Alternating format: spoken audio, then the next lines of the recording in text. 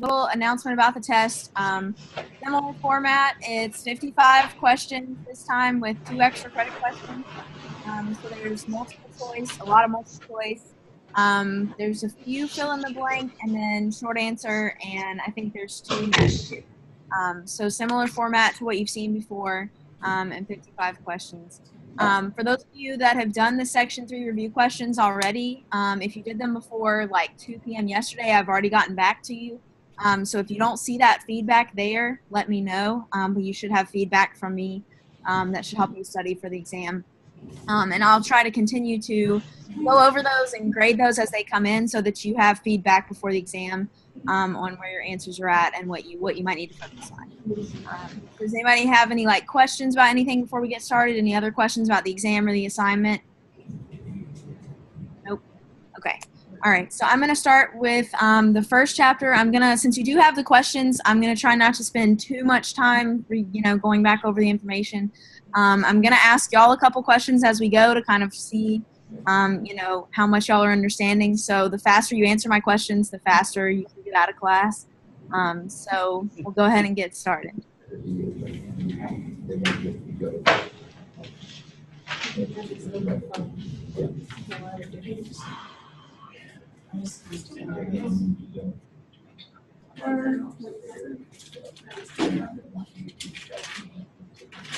Okay, so Section 3 covers the biology of domestic animals.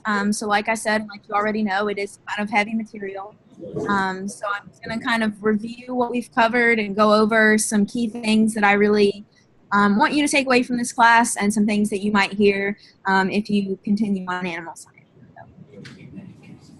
So to start off with anatomy and physiology, we talked about how the body and the organs are made up of cells. And so we talked about the different organelles of the cell. So what is the importance of the nucleus? What happens there? What's in the nucleus? That's where all cell activity happens. A little bit. What's the main thing that's housed there that's really, really important? DNA. Yeah. Yes. So the nucleus houses the DNA, and the nucleus is the site of transcription. So it does house the cellular process. So what's important about the cell membrane? What does that do? The cell membrane is going to be normally a double lipid bilayer, and it'll have transfer proteins to allow basically food and to Right. So it has different transporters, so nutrients move in and out of the cell. It has receptors for hormones, and it allows for a different environment inside and outside the cell, which allows things to come in and out. So it's not at equilibrium, which is important. So what does the mitochondria do? Big one. Powerhouse of the cell. it makes ATP.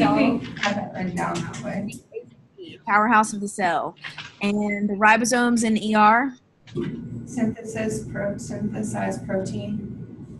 Yes, right. So the endoplasmic reticulum is responsible for protein synthesis, and the ribosomes are a big part of that. And then the Golgi apparatus? Package chemicals that are to be sent to a different portion of the body. Yeah. The post office. Kind of like the post office, right? It sorts and packages any proteins or lipids or anything that's going to be going anywhere in the cell or going to be exported from the cell and going into the body. And then what are the lysosomes? What do they do?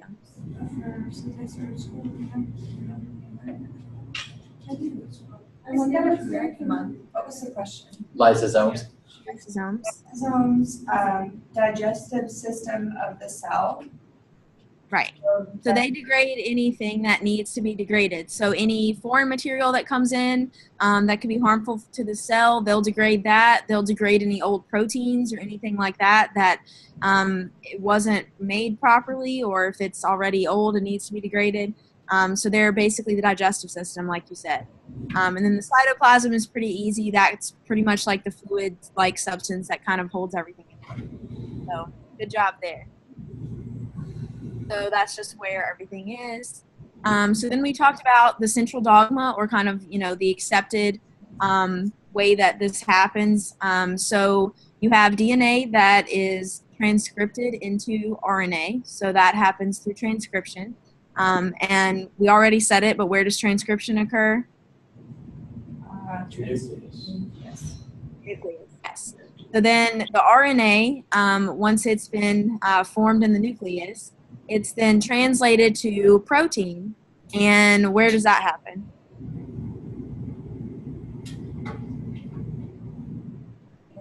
Think about where protein is formed. The DNA or the RNA? So RNA. DNA goes to RNA, and then RNA goes to protein, and it's in translation. And where is protein formed? In which organelle? The ribosomes? Ribosome. No. The endoplasmic reticulum with the ribosomes. Okay. So it happens in the ER. Okay. Yep. So if you kind of just think through, okay, well, where is protein being synthesized? Okay, well, translation must be happening there, right? Does that make sense?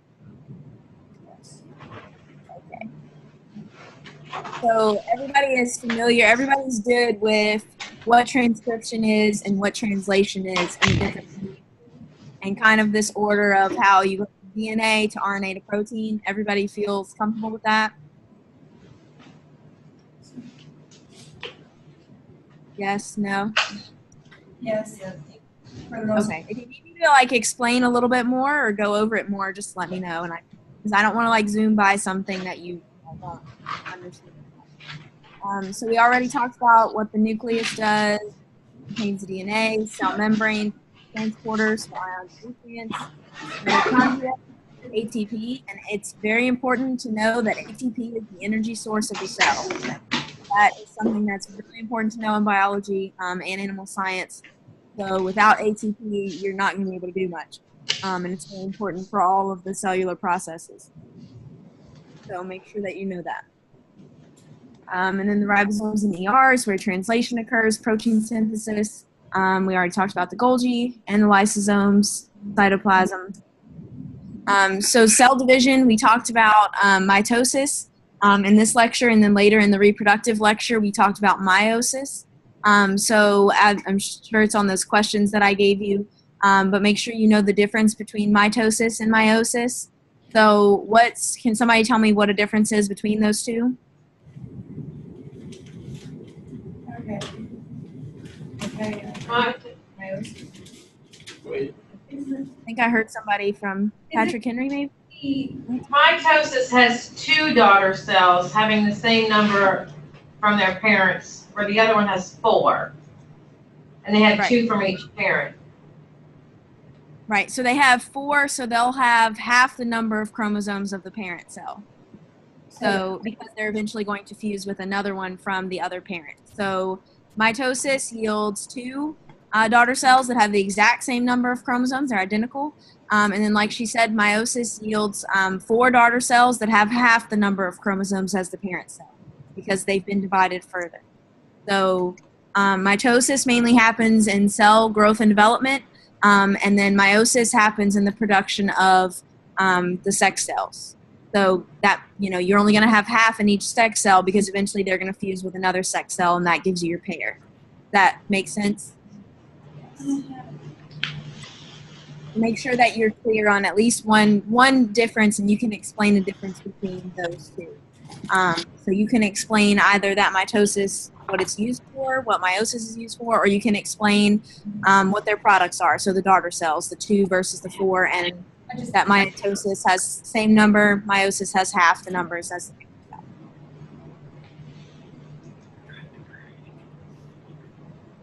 So we talked about the major organ systems. So we talked about the gastrointestinal tract and the functions of the gastrointestinal tract. So be familiar with this slide. Be familiar with the functions. I'm not going to ask you to write these word for word or anything, but go over the slide and be familiar with the functions so that if you see them, you can be able to check off, kind of which one is a function of the GI tract and which one may not be. So be familiar with that. Enzymes, again, my tell is that I have it in bold and underlined. So know what enzymes are and what they do. So they're very important in digestion because they catalyze the breakdown of complex chemicals. So we've talked about 3 different kinds of enzymes. I'm not going to get too specific on those, but just know what an enzyme is and what it does. because that's important. And you'll see that enzymes are important not just in this class. If you take any kind of biology, they're really important, or chemistry.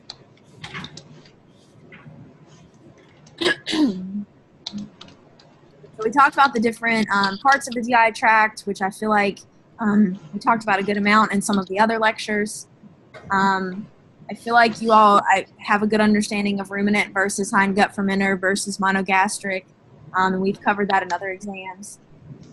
So we talked about the cardiovascular system and the different types of blood vessels that make up the cardiovascular system.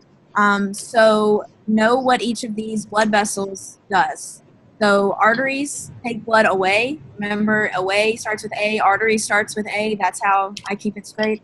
And then veins are the opposite, so they bring it back. And then capillaries bring nutrients and oxygen and things and connect arteries to veins.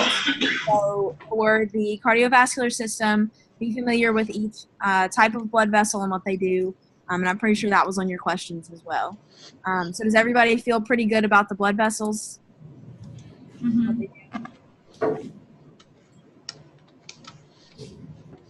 So then we talked about blood plasma and everything that it contains, and plasma versus serum. So plasma contains minerals, nutrients, proteins, and clotting proteins. So what's the big difference between serum and plasma when you separate out the components of blood?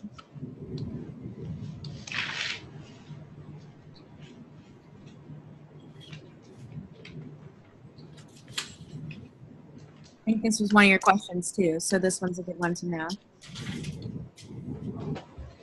So plasma contains a lot of things, and so does serum, but there's something that serum does not contain that's been pulled out into the plasma when you separate it. Clotting proteins, exactly, yep. So if you can see in that picture, you can see the serum up there. It's not like a giant clotted blob because it doesn't have the clotting protein. So that's just an important difference between serum and plasma. So we talked a little bit about respiration. And so mainly the key thing that I want you to know about respiration is that it doesn't happen exactly the same way in mammals and birds. So in mammals, it's moved in and out of the lungs by contraction of the diaphragm and the intercostal muscles between the ribs. And then in birds, it's moved through the lungs and into air sacs. So mammals don't have air sacs, only birds do. So that's kind of an important thing I want you to know for respiration, because these air sacs are what kind of helps them fly, because it keeps them a little bit, not weightless, but it helps with their weight, because obviously if you have a really heavy like cow, that's not going to fly and get off the ground, right? So these air sacs are really important. So know the difference between mammals and birds' respiration. Know that birds have air sacs. Yep. So they facilitate flight by reducing the weight of the bird, and they have a lot of different air sacs in their body. So we talked about the muscular system. So there are 3 types of muscle. So you have skeletal or striated muscle. Those are the same thing. And that's the muscle that's used for meat. Then you also have smooth muscle that's found around the intestines, blood vessels, and the uterus to kind of facilitate contractions or movement when needed. And then you have cardiac muscle, which can contract rhythmically and spontaneously. And so cardiac, obviously, that would be found around your heart. So be familiar with those 3 types of muscle. So know that they're skeletal, smooth, and cardiac muscle are the different types of muscle. I'm not going to go too detailed, but at least be familiar with the different types.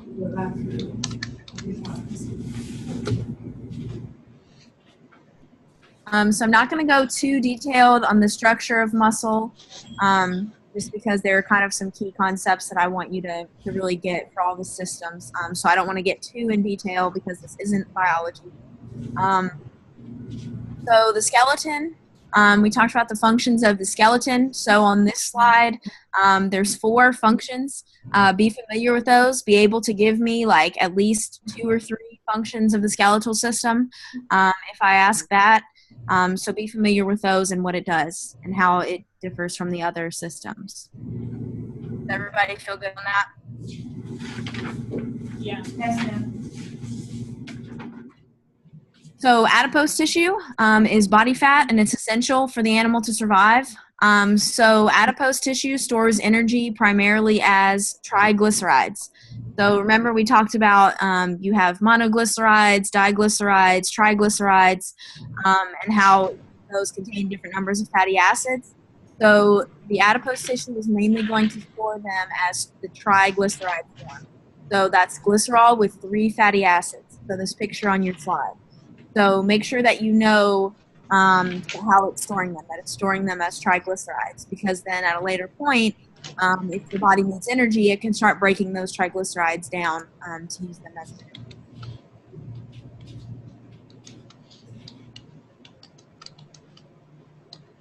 So another important thing about adipose tissue is that you have different places that fat tissue can kind of accumulate. So you have your subcutaneous, which is under the skin, intermuscular and intramuscular, and then abdominal. And so a key thing for animal science is that we really care a lot about the intramuscular, especially like in cattle, because as you can see, that giant steak there looks delicious. So the intramuscular fat is the fat that is responsible for what we call marbling in meat. And this is important because it improves the eating qualities in meat. So pretty much the more marbling you have, the tastier that steak is going to be. And so that determines whether that steak is going to be graded prime, choice, or select, what have you. Age and things like that also play a factor, but intramuscular fat's extremely important in livestock production when it comes to the meat. So be familiar with what marbling is, why it's important, and what type of fat contributes to marbling. Does everybody feel good on that? Okay. If you have any questions, stop me. So the nervous system is another system that we talked about. So there are 4 parts of the nervous system. So you have the brain, spinal cord, the sensory organs, and then the nerves that connect those with the rest of the body. So be familiar with those parts. So know the different parts of the nervous system for sure. They're all underlined. That was one of your questions. So be familiar with that. And know that the nervous system is responsible for control and communication throughout the body. So that's a really important thing that the nervous system does. And the neurons are just the main nerve cells. So they're the main cell in the nervous system that transmits the signal. So be familiar with this slide and what the nervous system does and the different parts. Any questions on that? Like, are you gonna have us label any little pictures as far as the nervous system, or is it just gonna be more like on the nucleus side? So I'm not going to have you label any pictures at all. No? Okay. Cool. Yeah, I mean, I think like sometimes it can be really helpful to label, but as far as like a neuron or something, I'm not going to put a picture and have you label the different ends, because that's really something I didn't get deep into until I actually took anatomy and physiology as an entire class. So I kind of don't want to get down into those kinds of details right now because they're bigger kind of concepts. More general things that I want you to. It was like labeling, I had to in psych class more than that. as far as Label that, like in psych class, it was more detailed than that. parts The of. brain, parts of the brain, I mean, a whole bunch of. Oh, in psychology? Yeah, psychology really gets down into the brain and everything. And animal science really, really does. Just an intro, I don't want to go that into the, that detailed, because if you continue on in animal science, you will take anatomy and physiology, you'll take a genetics class, a micro class, a nutrition class, and that's really when you start getting into the nitty gritty of all of these things. So for intro, I'm just kind of trying to keep it fairly general. If that makes sense. So yeah, you won't have to label anything. Any other questions? Okay. Good question though, Carolyn. Thank you. Okay, so there's 3 different parts of the nervous system. I'm not going to really ask you specifics about the 3 different parts, because again, that's something you'll kind of get a little deeper into if you take anatomy and physiology. Another major concept that I want you to understand from this class is homeostasis. And so you have all of these different systems in the body, and you have all these different processes that are going on in order to maintain homeostasis. So homeostasis is just maintaining constant conditions in the body. And that can be maintaining pH, maintaining temperature. So thermoregulation would be a part of homeostasis, but homeostasis is kind of the overall term for maintaining constant conditions. So know the difference between homeostasis. So thermoregulation that we talked about in repro, that is an example of homeostasis. Thermoregulation is specifically regulation of temperature, okay? So homeostasis is maintaining constant conditions, overall, any type of conditions, and thermoregulation is maintaining temperature specifically. Does everybody understand the difference? Mhm. Okay, so make sure that you're good on that because you'll probably see those terms on the test. So homeostasis is a big one that I want you to understand, that everything in the body has to happen to maintain constant conditions, because if your pH or your temperature or anything starts getting out of whack, then it's going to cause a lot of problems. So we also talked about endocrine organs. So hormones are kind of the major one that I want you to be familiar with because endocrine organs secrete hormones, and hormones are the chemical messengers that direct the body and tell cells what to do. So be familiar with this definition, that hormones are chemical messengers that work with the nervous system to maintain homeostasis and control key functions, because they're really, really important. Without hormones, cells wouldn't really know what they're supposed to be doing to maintain homeostasis. So those are really important. And hormones control things like growth, reproduction. Pretty much every system in the body is controlled by hormones. Definitely be familiar with that. So, like I said, pretty much every system has hormones that will control things that happen with that system. So we talked about two major metabolic hormones, and those are insulin and glucagon. So insulin and glucagon have kind of opposite functions of each other, because if you're going to have homeostasis and regulation, you have to have hormones that are opposite of each other, because you have to be able to balance everything out. So everything has to have something kind of in opposition of it. So before I go to the next slide, can anybody tell me what these hormones do? What's the main thing that they regulate? Blood sugar. Blood sugar, right. So they maintain blood sugar, and blood sugar is obviously glucose. So they maintain blood glucose levels. So does anybody know which one increases blood sugar levels? Insulin. So it's actually glucagon will increase the levels of blood sugar in the blood. And insulin will decrease the levels of blood sugar. And that's because insulin will be secreted after you've eaten. And once you've just had a meal, or the animal has just had a meal, there's a lot of glucose, right? Coming from the carbohydrates, it's been broken down. And so whatever is left over, insulin will actually start to promote the storage of that glucose. So if glucose is being stored, it's being pulled out of the blood. So it's going to lower the blood glucose levels. But if you wait, like if you didn't eat for a day or a couple of hours and you're doing an activity and you need more glucose, glucagon is going to break down glycogen, which is the storage form of glucose, and that will increase the blood sugar levels, obviously in the blood, because you need more glucose, and so it's breaking down the storage form, so you're going to have more glucose in the blood. Does that make sense? It's kind of hard to keep straight a little bit, but does that kind of make sense? Yes. Okay, so insulin will decrease glucose levels because they're being pulled out of the blood for storage, and glucagon is going to increase them because it's breaking down glycogen to provide the body with glucose. In order to provide the body with glucose, it's got to increase that glucose. So know the two major metabolic hormones and know what each of them does. Just know a function of each one. So make sure that you can give me the difference. Don't just say, okay, well, they both regulate blood glucose. Well, yeah, they do, but they don't both do exactly the same thing. So know the difference. These are some of the major other gut hormones that we talked about, but I'm not going to really ask you specifics on these because insulin and glucagon are the major players that, for intro, I just want you to be familiar with. So there's the integration of organs and body functioning. We talked about pheromones, but again, I kind of want you to be a little bit more familiar with hormones. Pheromones are kind of a type of hormone in a way. Any questions on that lecture?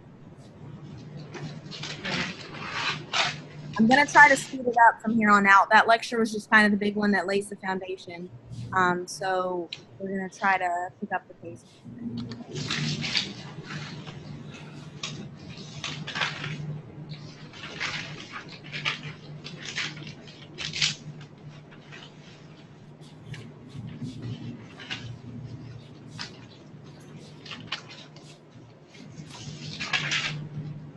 So after that lecture, we talked about animal feed.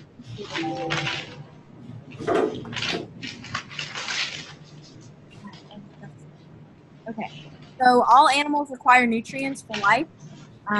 We've talked about that several times. So be familiar with the 5 classes of nutrients that animals require. So energy, protein, minerals, vitamins, and water.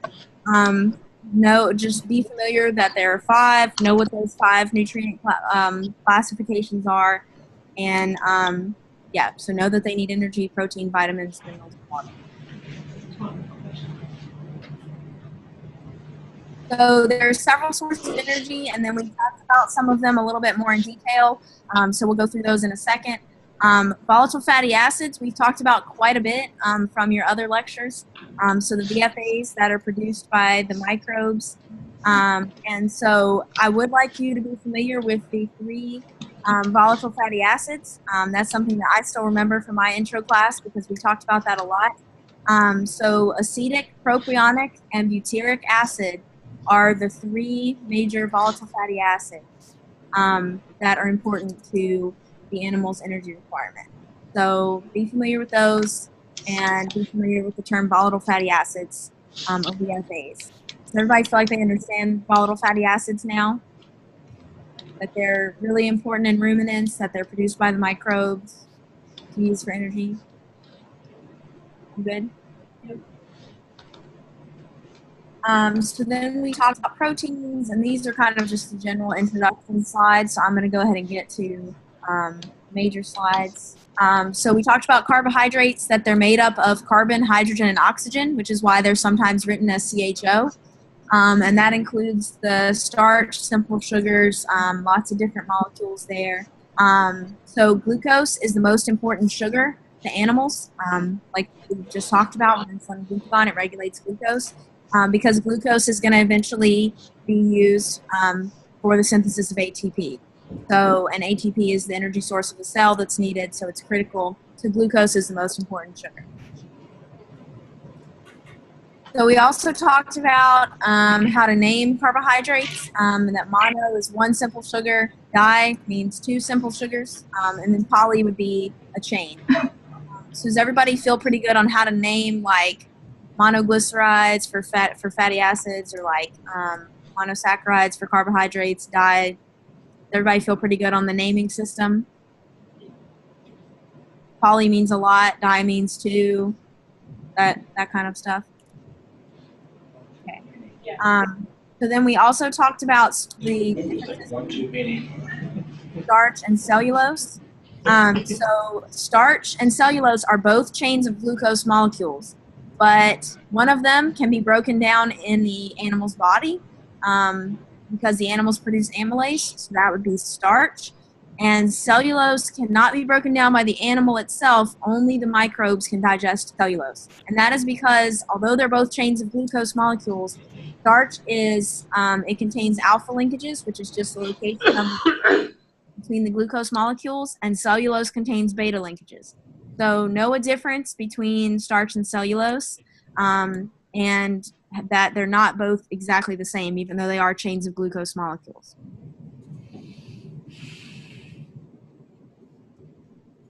So again, we said that lipid in animal feed is predominantly triglycerides, which would be 3 fatty acids. phospholipids make up cell membranes. And then we talked about fatty acids specifically. So fatty acids are hydrocarbon chains that range from less than 10 carbons to more than 20 carbons long with a carboxylic acid at one end. So you're not going to have to draw that or anything, or be able to look at a structure and tell me what it is, but make sure that you know that fatty acids are long hydrocarbon chains with a carboxylic acid at the end. So just kind of understand a little bit about their structure. And then we talked about the difference between saturated fatty acids and unsaturated fatty acids. So we talked about how saturated are solid at room temperature. So saturated, solid, both S's. They have no double bond. Unsaturated has a double bond, and that double bond is responsible for making them liquid at room temperature because it changes their chemical form. So be familiar with the difference between saturated and unsaturated fatty acids. And again, I'm kind of speeding up, so if you have any questions, be sure to stop me, but I just want to make sure that we get through everything, so I'm kind of going pretty fast. But if you have questions, stop. So the addition of fats to animal feeds will increase the energy level of the diet. So that's something that fats can be good for there. So essential, and here I'm going to hit on essential everything. So you have essential fatty acids, you have essential amino acids, you may have essential vitamins and minerals. So the term essential, obviously when you hear essential, you think it's important, they have to have it, right?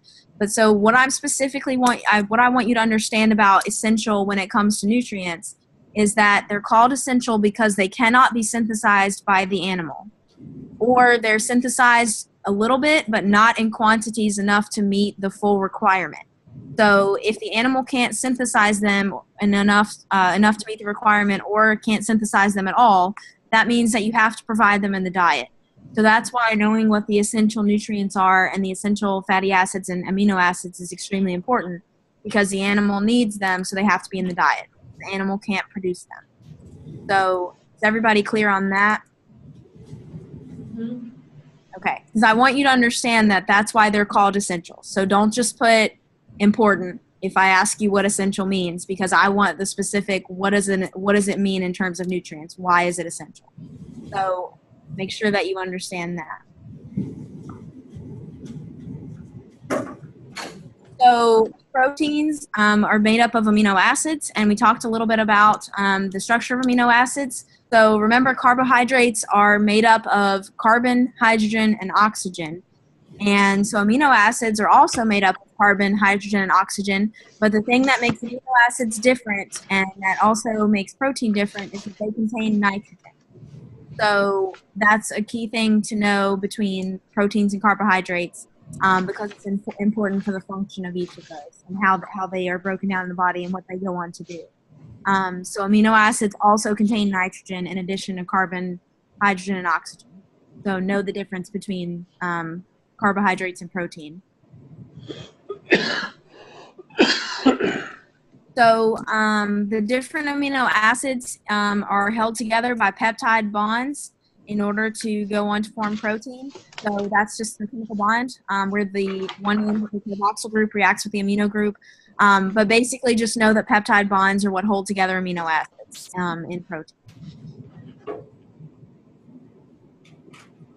So essential amino acids, again, we talked about the term essential already. It can apply to a variety of different nutrients. Proteins can be used as an energy source, but it's kind of not one of their major functions. So actually, I might have skipped over.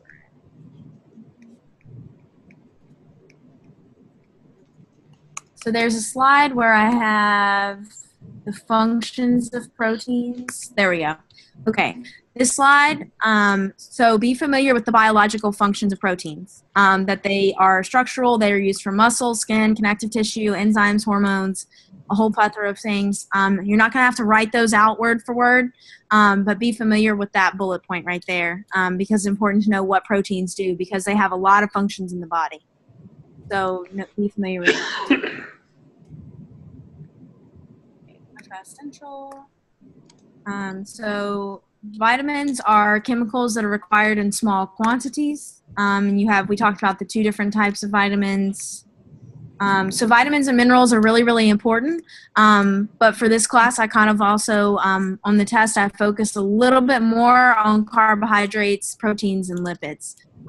Because vitamins and minerals, again, I took a whole class on vitamins and a whole class on minerals. So I don't want to get too intense on those.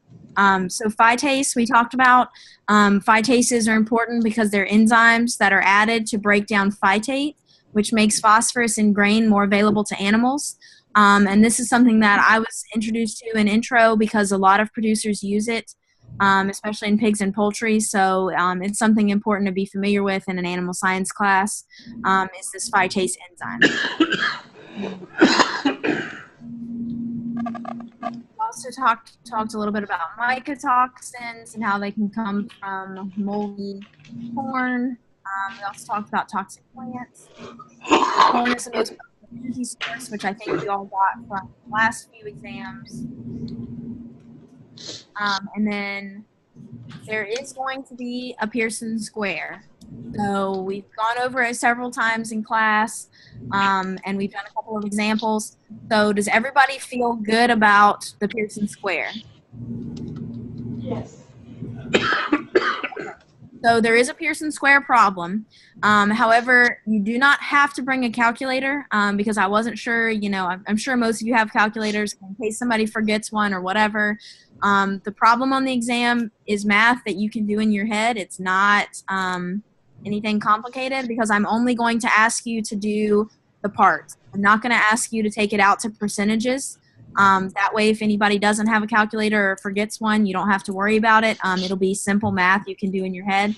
So you'll only have to go out to the parts. So just tell me how many parts of each ingredient and then how many total parts. You're not going to have to take it out to percentages. But I am going to look for, did you get the number right and did you get the ingredient right? So make sure that the ingredient name goes straight across and that you are subtracting diagonally. That's something that people commonly mess up. So those are things I'm going to be looking for. So make sure that you're good with the Pearson square. Any questions on that? Okay.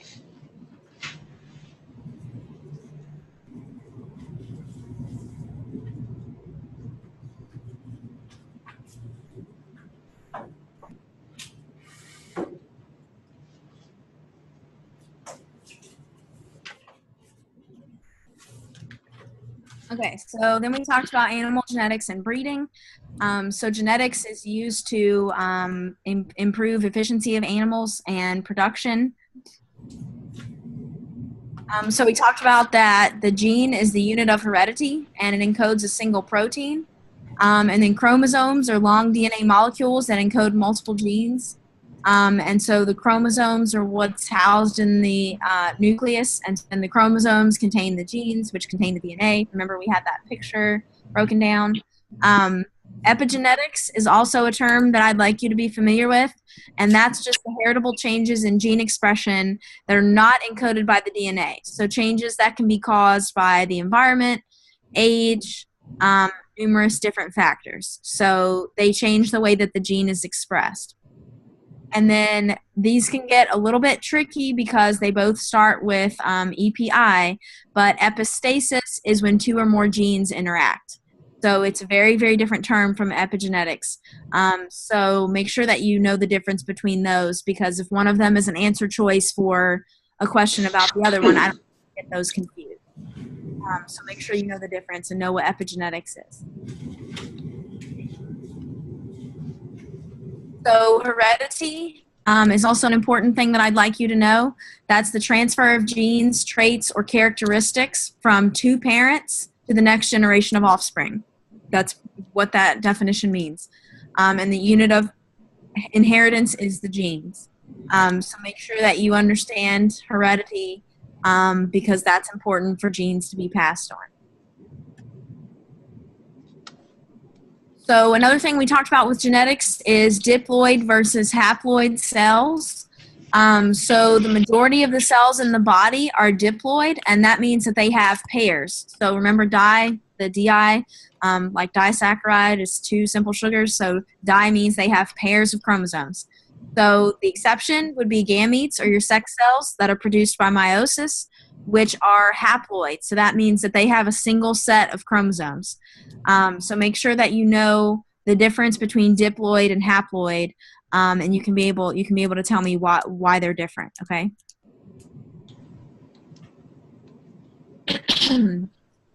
Of course, there are going to be questions on DNA because DNA is extremely important. So DNA is a double helix composed of 2 strands of alternating deoxyribose, which is a sugar, and phosphate. And so that's what carries the genetic code. So DNA is extremely important. DNA is made up of nucleotides, and there are 4 nucleotides that make up DNA, or 4 bases. So the nucleotide would basically just be a base and the sugar together. That's what that term means. And then you have 4 bases, so adenine, guanine, thymine, and cytosine. So be familiar with this slide. So kind of a little bit about the structure of DNA. You're not going to have to draw it, but be able to explain that it's a double helix composed of deoxyribose, phosphate, and bases. And be familiar with those 4 bases. For this class, I'm not going to ask you to really distinguish between purine and pyrimidine because that's, I think, a little too detailed. I just want you to know what the 4 bases are because they differ a little bit from the bases in RNA if you ever go further into genetics. So be familiar with those 4 bases of DNA.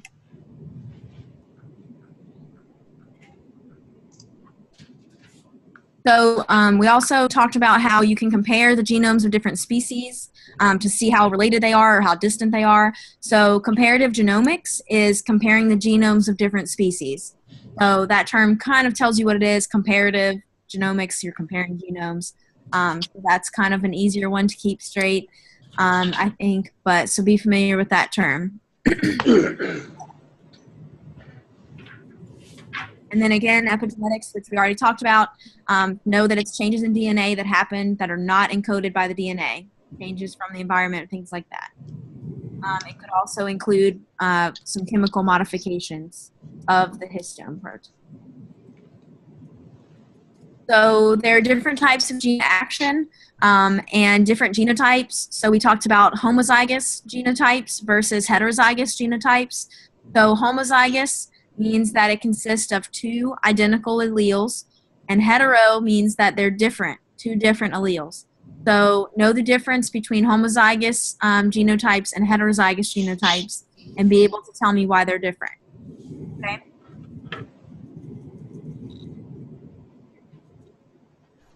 I'm not going to ask you about the Punnett square or anything because we've already got a Pearson square on there. Heritability, which we kind of talked about. So then we talked about the different breeding systems. And so this is important for an animal science class, I think, to know what the different breeding systems are that are commonly used. So be familiar with these 3, that you have straight breeding or purebred breeding. You don't have to say both of those. You can say, either straight or pure breeding. And then crossbreeding, which is 2 or more species. And then you can also use synthetic inbred lines for grandparent stock. So be familiar with those 3. And then I know that we talked about this before, but there was some confusion about it, so I'm going to bring it up again. So advantages of crossbreeding are hybrid vigor, also called heterosis, but if you just know hybrid vigor, that's fine. So that's when the offspring is superior to the average of the parents. So I know in previous tests, some people have confused that with transgenic animal. So make sure that you know what hybrid vigor is and that it can come from crossbreeding. So that's a major advantage of crossbreeding that people take advantage of there.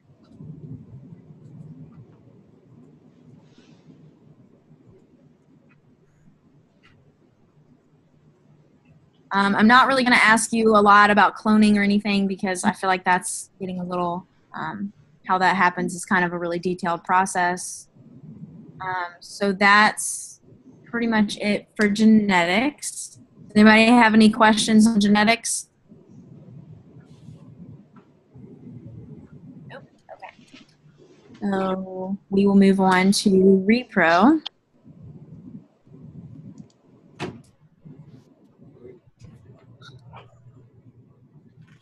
Every time I hit screen share, it's like this little bar pops up that covers my hitting the slideshow start. So I have to move stuff around. Okay. All right, so we talked about animal reproduction, which I will say is one of the hardest classes that I ever took in animal science. So there's a lot that goes on.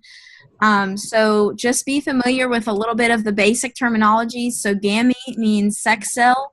So that would be the sperm in males or the egg in females. Gonad is the organ that produces the gametes. So that would be the testes in the male and the ovaries in females. So the testes would be the primary reproductive organ in the male, and then the ovaries in the female. So make sure that you know those.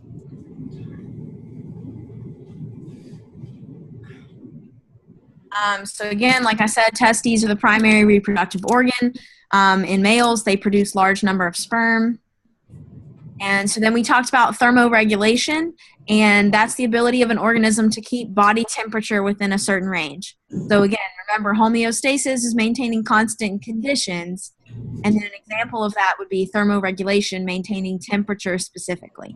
So really make sure that you have that straight. And thermo, like thermometer, temperature, is kind of how I remember it. So in livestock, castration is a common practice in a lot of different species for a lot of different reasons. So it can cause infection and aggression. And then a big thing in the industry is that pigs are castrated, and that's because of boar taint. And that's the offensive odor or taste that comes from eating non-castrated pork or non-castrated meat from, yeah, you know what I'm trying to say.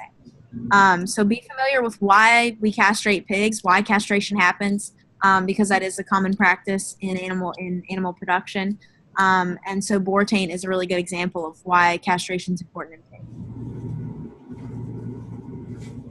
So in the female reproductive tract, we talked about that the ovaries are the primary reproductive organ in the female, and then the egg obviously would be the sex cell there. And then we talked about how the egg is released and where fertilization occurs. So in the female reproductive tract, the oviduct is the site of fertilization. So I want you to know where fertilization occurs, because if it occurs in other places, then that could cause problems, and that may lead to a high-risk pregnancy, or it may not lead to a pregnancy at all. So make sure that you know that the oviduct is where fertilization should occur and does occur when everything is going correctly.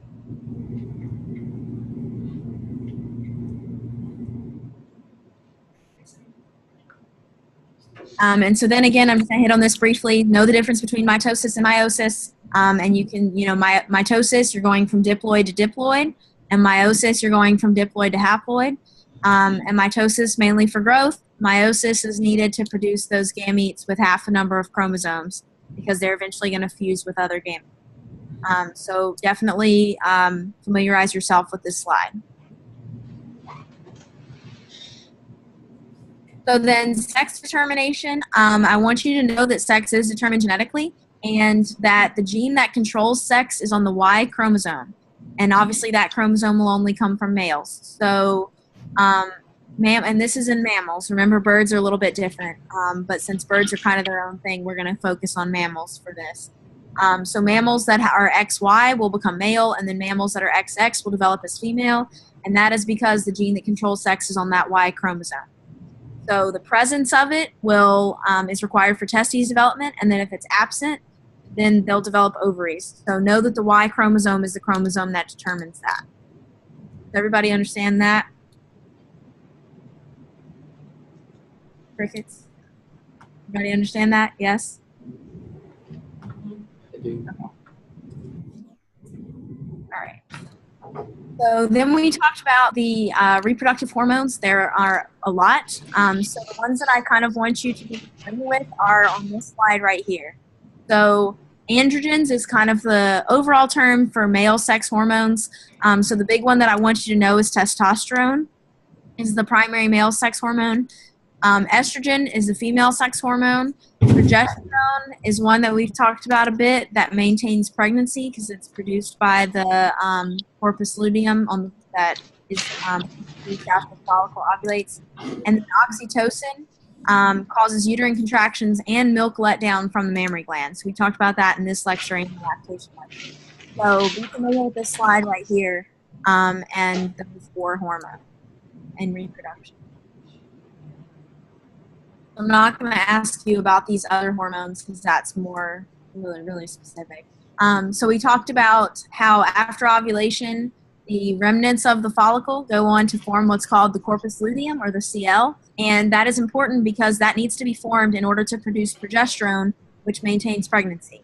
So remember, progesterone is a hormone that maintains pregnancy, and it's produced by that CL, the corpus luteum. So that's all in bold and underlined, so make sure that you know that. Any questions on that?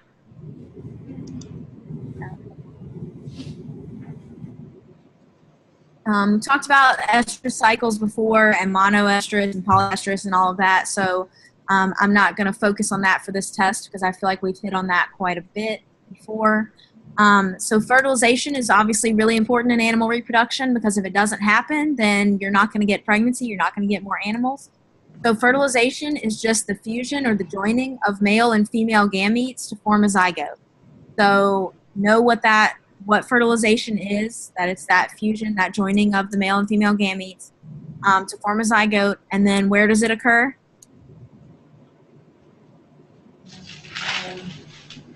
Oviduct.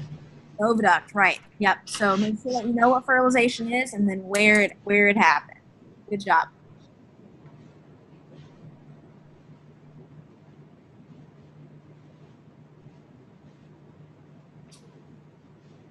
And we talked about how you can manipulate it, but that's kind of a lot of hormones. Okay, any questions on reproduction? All right. So then hopefully these last 2 are still fairly familiar to you since we just did them on Tuesday. So I'm going to hit on growth and development, and then we'll go on with lactation, and then we'll be done. So growth is a complex of biological processes that lead to a mature animal. So obviously animals have to grow if you want to get them to market weight, and you know they're really important for animal production just to make sure that they're growing properly. So we talked about how growth happens in the cell. So you have hyperplasia, which is an increase in the number of cells, so increase in cell number, and then hypertrophy is the increase in cell size. I don't know if my little trophy, you want a bigger trophy thing helps you remember or not. If that doesn't work, try to come up with your own way of keeping those straight. So know the difference between hyperplasia and hypertrophy. So hyperplasia, increase in size, or increase in number, sorry, and hypertrophy is increase in size. So make sure that you have those straight. So there are different ways you can measure growth. It's measured differently in different species. We talked about growth curves, and we talked about the growth of organs and how that kind of happens in a specific order. So you start off with bone, and then muscle, and then adipose tissue is third. So be familiar with that order and which one comes first, second, and third, because that's important to development. And then we also talked about the principal hormone that controls growth, which is growth hormone. So it's also known as somatotropin, but if you just know it as growth hormone for the sake of this class, I'm fine with that. And so that's pretty easy to remember, that growth hormone controls growth. And so it stimulates the growth of bone and muscle indirectly by enhancing production of AGR1 from the liver. So, but growth hormone is the main one that I want you to know that controls growth. So I would also like you to know that growth is divided into 2 phases that we talked about. So there's the prenatal growth that occurs before birth, and that's mostly cell differentiation and division. And then there's postnatal growth that occurs right after birth. And so that's mainly due to hypertrophy in the majority of animals. So be able to tell me what the 2 different phases of growth are and when they happen. So pre, before birth, post, after birth. Everybody comfortable on that?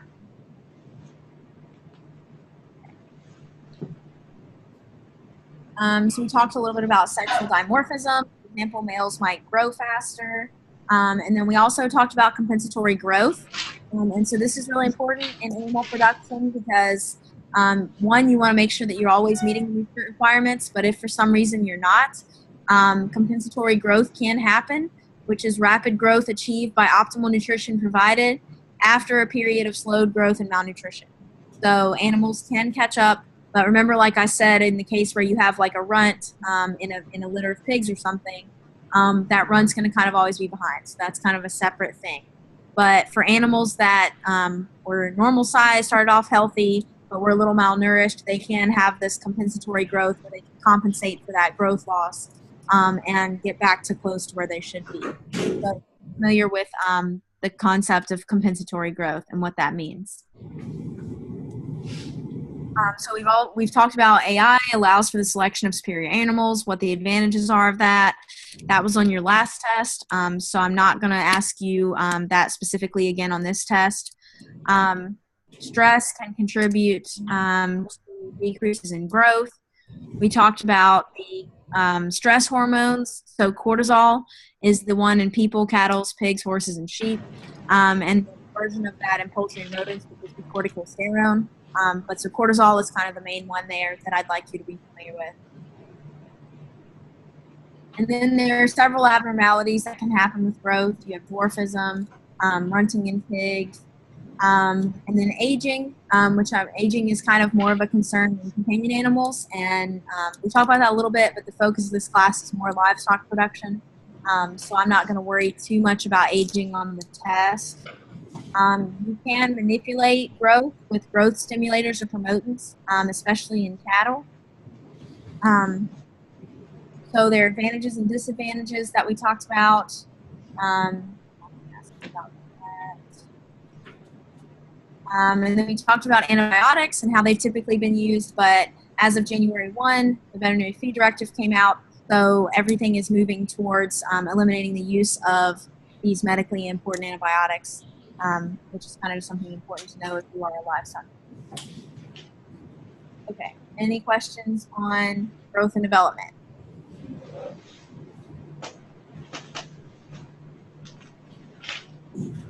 Okay. See some people talking at the Keysville site, so I hope y'all are paying attention because it's going to be a hard exam, I'm not going to lie. Yes, it is.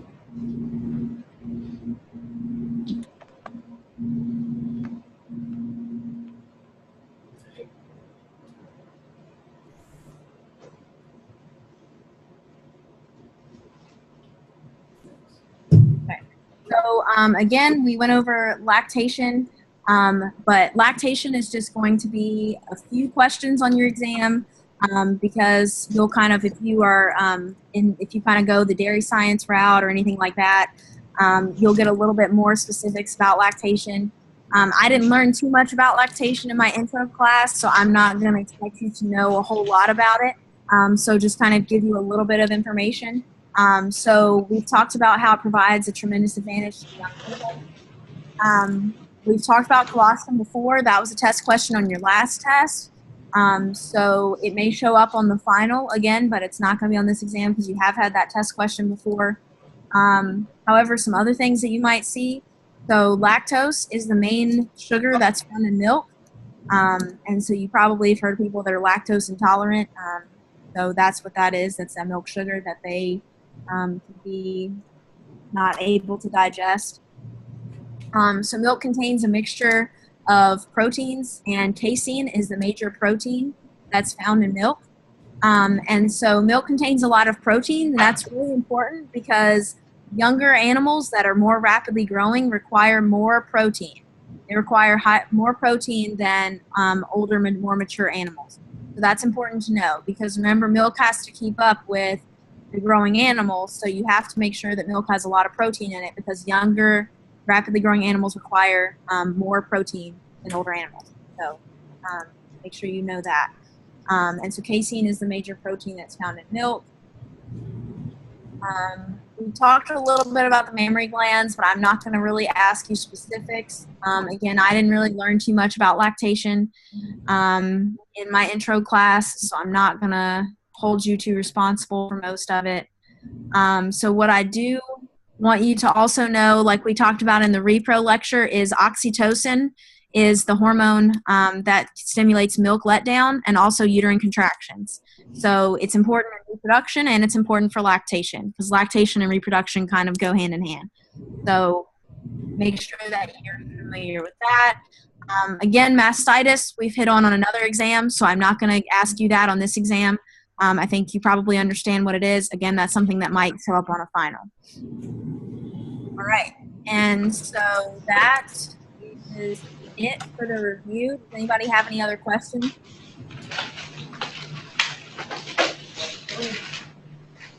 Okay. If you don't have any other questions, again, if you want to get that Section 3 question assignment done early, I will do my best to look at those and give you feedback for the exam so that you kind of know where your knowledge stands on some of those questions. So with that, good luck studying, and I will see y'all on Tuesday.